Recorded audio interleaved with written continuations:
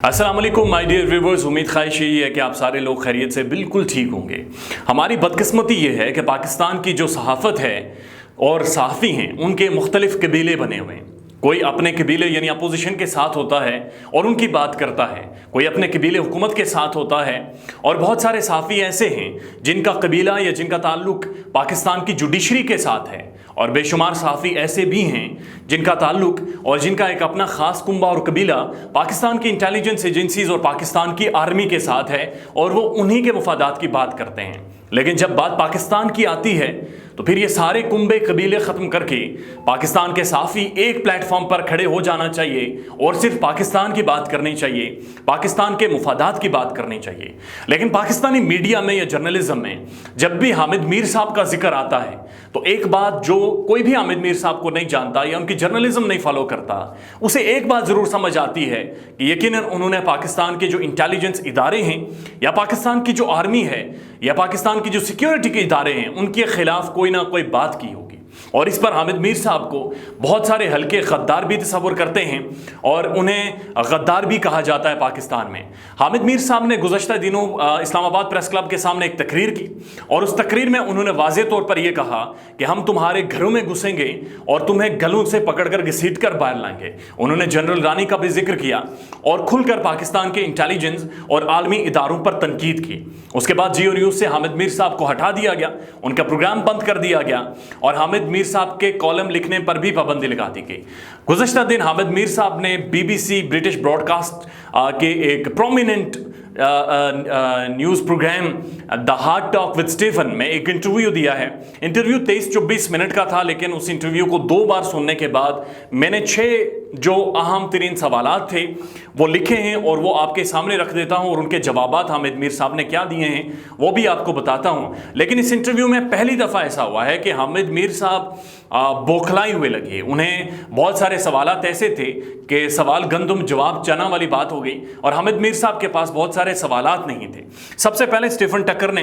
हामिद मीर साहब से पूछा, आप पर 6 से ज़्यादा गद्दारी के मुकदमात हैं पाकिस्तान में, और पाकिस्तान की मुख्तलिफ जुडिशरी में 6 से ज़्यादा गद्दारी के मुकदमात हैं। आपका अगर ट्रायल होता है तो ऐन मुमकिन है कि आपको सज़ा हो जाए, क्योंकि आपके पास बहुत सारे ऐसे सबूत मौजूद हैं जो पाकिस्तान के हसास इदारों के ख़िलाफ़ आपने बातें की हैं। इस पर हामिद मीर साहब ने कहा, जी बिल्कुल मैं तैयार हूँ, मुझे पता है मुझ पर गद्दारी के मुकदमात हैं, और अगर मुझे उम्र कैद की सज़ा होती है या फांसी होती है तब भी मुझे कोई एतराज़ नहीं है।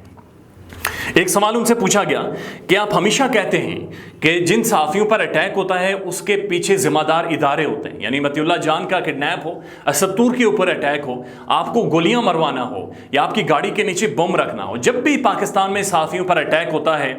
तो आप उठकर जिम्मेदारी पाकिस्तान के इदारों पर डाल देते हैं। इसका क्या कोई वाज़ेह तौर पर आपके पास सबूत मौजूद है? अब इसका जवाब जो हामिद मीर ने दिया वो इंतहाई दिलचस्प है। हामिद मीर साहब ने कहा, जब मुझे 6 गोलियां मारी गई जो कि अभी भी 2 मेरे जिस्म में मौजूद हैं, तो उसके उस वक्त नवाज शरीफ थे और उन्होंने और उस वक्त के चीफ जस्टिस ने 2 रुकनी एक कमीशन बनाया। कमीशन ने तहकीकात की और उस तहकीकात की रिपोर्ट अभी तक सामने नहीं आई। उन्होंने कहा कि मेरे पास कोई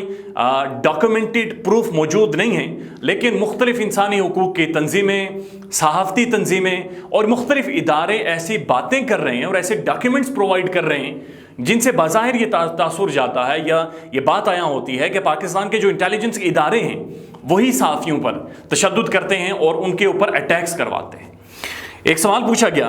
कि आपको अफसोस है कि जब आपने प्रेस क्लब के सामने तकरीर की तो उसके बाद आपके ही इदारे जियो न्यूज़ ने आपके पीछे से हाथ खींच लिया, आपका प्रोग्राम बंद कर दिया, आपकी अखबार में कॉलम लिखने पर पाबंदी लगा दी। इसका क्या आपको दुख है? हामिद मीर साहब ने कहा, जी बिल्कुल मुझे बहुत दुख है, लेकिन इसका जिम्मेदार मैं अपने इदारे यानी जियो टेलीविज़न को नहीं ठहराता, क्योंकि जियो टेलीविज़न के जो एडिटर इन चीफ हैं वो भी गिरफ्तार हैं, नैब की कस्टडी में हैं, और उन्हें भी दबाव उन पर डाला गया कि वो भी आज़ादी सहाफ़त की बात ना करें और बहुत सारे ऐसे प्रोग्राम्स ना करें जिन पर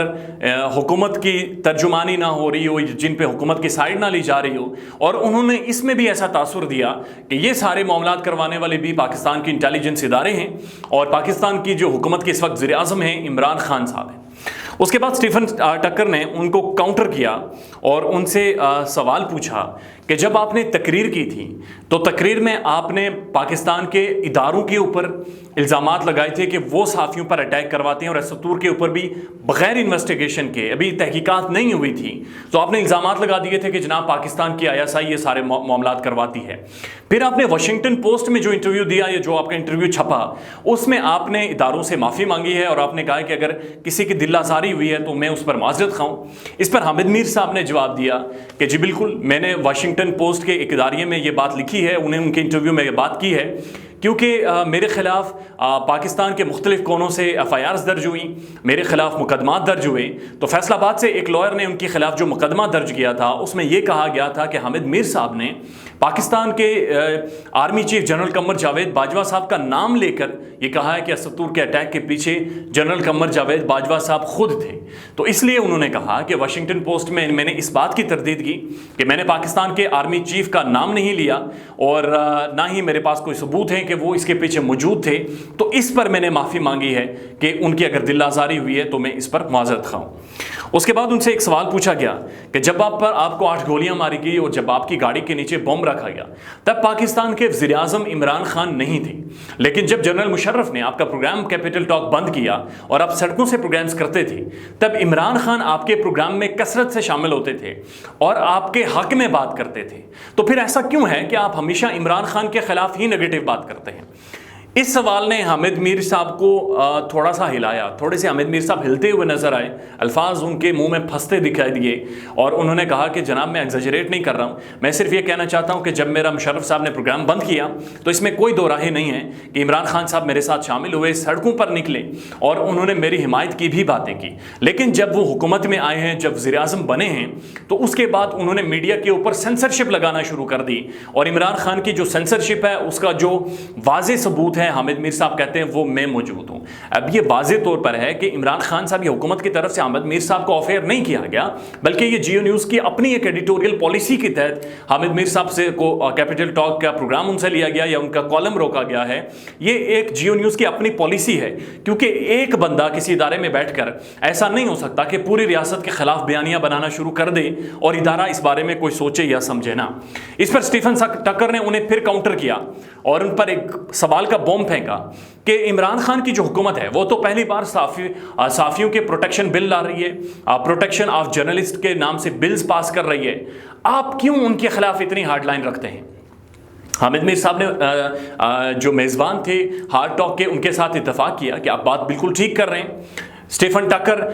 کیونکہ عمران خان بہت سارے ایسے بل لا رہے ہیں اور میں نے خود ان میں معاونت کی ہے وزیر اعظم عمران خان کی اور ان کے جو انسانی حقوق کے وزیر ہیں شیر مظہری کی، ایسے بل ترتیب دینے میں یا ان کا متن طے کرنے میں کہ جن میں ان صحافیوں کو پروٹیکٹ کیا جائے، لیکن اس کے ساتھ ساتھ میڈیا ڈیولپمنٹ اتھارٹی کے نام سے ایک ایسا ادارہ بنایا جا رہا ہے جس سے میڈیا کو کنٹرول کیا جائے گا اور ان کے اوپر سزائیں بھی نافذ کی جائیں گی، ان کے اوپر بھاری جرمانے بھی ڈالے جائیں گے۔ تو ہم اس سینسرشپ کے خلاف ہیں، لیکن جو صحافیوں کا پروٹیکشن بل ہے میں اس کے ساتھ مکمل طور پر اگری کرتا ہوں۔ آخر میں اسٹیفن ٹکر نے حامد میر صاحب سے پوچھا کہ جناب کیا آپ سمجھتے ہیں کہ پاکستان میں اس وقت ایجنسیز ہیں یا اسٹیبلشمنٹ ہے یا آرمی ہے جو پاکستان چلا رہی ہے اور وزیر اعظم عمران خان کی کوئی حیثیت نہیں ہے؟ اس پر حامد میر نے کہا جی کہ میرے پاس کوئی شواہد نہیں ہے یا میں ایسی بات نہیں کر رہا، لیکن عمران خان کی جو سوانح حیات ہے یعنی جو بایوگرافی عمران خان نے لکھی ہے وہ میں نے رات میں پڑھی، اور اس بایوگرافی کے مطابق عمران خان یہ کہہ رہے ہیں کہ پاکستان کا کوئی بھی ایسا سیاستدان یا پولیٹیشین نہیں ہے جس کو اسٹیبلشمنٹ یا پاکستان کی ایجنسیز یا پاکستان کی آرمی اقتدار میں نہیں لاتی۔ اور حامد میر صاحب کے مطابق عمران خان پاکستان کی تاریخ کے کمزور ترین وزیر اعظم ہیں، ایک ایسے وزیر اعظم کے بارے میں یہ بات کر رہے ہیں جنہوں نے شاید دنیا کو ایبسولوٹلی ناٹ کا پہلی دفعہ ایک جواب دے کر بتایا ہے کہ پاکستان ایک سوورن ملک ہے۔ آخری سوال حامد میر صاحب سے اجازت کے بعد پوچھا گیا، اسٹیفن ٹکر نے کہا کہ میں پرسنل سوال آپ سے پوچھنا چاہتا ہوں، کیا آپ کو پاکستان میں آپ کی جان کا خطرہ ہے؟ حامد میر صاحب نے کہا جی بالکل، مجھے میری جان کا خطرہ ہے اور میں نے اس خطرے سے بچنے کے لیے اپنی بیٹی اور بیوی کو پہلے ہی پاکستان سے باہر بھیج رکھا ہے۔ میں پاکستان میں ابھی اکیلا رہتا ہوں اور مجھے بہت سارے دوستوں نے مشورہ دیا کہ آپ پاکستان سے چلے جائیں، میں پاکستان سے نہیں جاؤں گا، پاکستان میں ہی جرنلزم اور اپنی صحافت کروں گا۔ یہ وہ 24-25 منٹ کا انٹرویو تھا جو ہارڈ ٹاک میں ہوا ہے۔ یہاں پر یہ بات قابل ذکر ہے یا جو سمجھنے کی ضرورت ہے کہ جو BBC ہے وہ تواتر کے ساتھ مطیع اللہ جان، اسد طور، ابصار عالم اور حامد میر صاحب کے انٹرویوز کر رہی ہے اور ریاست بیانیہ مخالف جو ان کا بیانیہ ہے اسے پروموٹ کر رہی ہے، لیکن حکومت کے کسی ترجمان ایکسیپٹ ایک انٹرویو ود فواد چودھری یا پھر پاکستان کی انٹیلیجنس یا آرمی یا IB یا کسی بھی حساس ادارے کے کسی بھی ترجمان سے ابھی تک کوئی بات نہیں کی گئی۔ اپنا خیال رکھیے گا، اللہ حافظ۔